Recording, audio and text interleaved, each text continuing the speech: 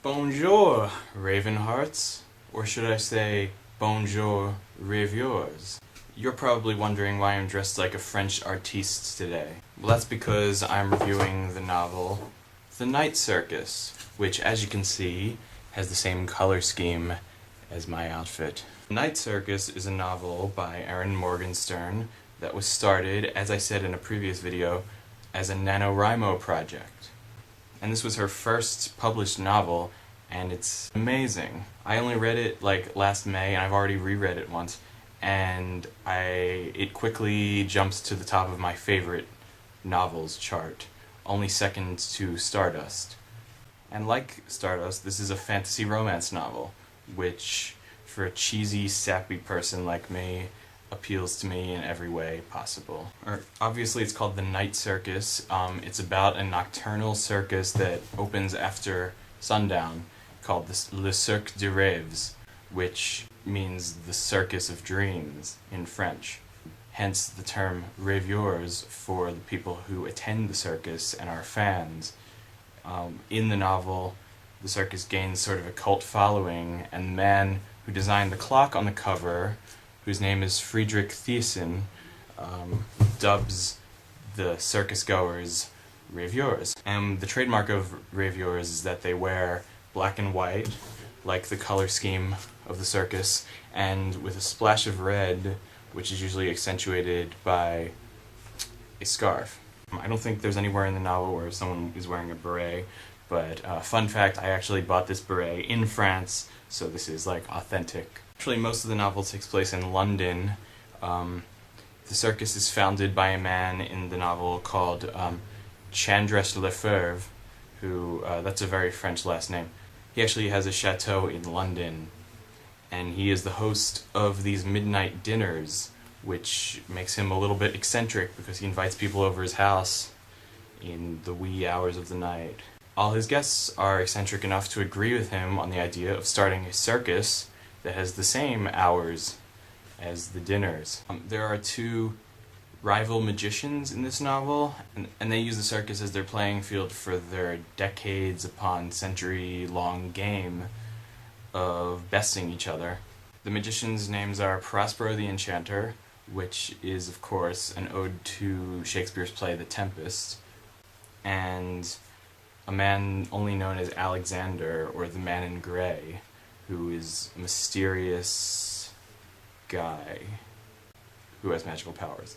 These two magicians must pick two apprentices, one for each of them respectively, to participate in this game that is being held within the circus, underneath the noses of everybody else involved in the circus. It is these two who are the protagonists, these apprentices, who are meant to be rivals, but end up falling in love instead.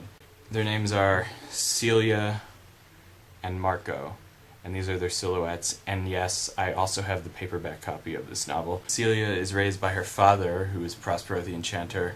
He's kind of like a pushy father who makes his daughter train really hard at every hour of the day. She kind of becomes a hardened person who only lets her guard down. For Marco, who is Alexander's apprentice, who is a witty, charming, yet mild-mannered master of illusion. When each of them reaches like their 20s or something, they become part of the circus full-time. Marco becomes Chandres's assistant, and Celia auditions to be the illusionist in the circus, where she does tricks such as turning her jacket into a flock of ravens, which is frickin' awesome, obviously.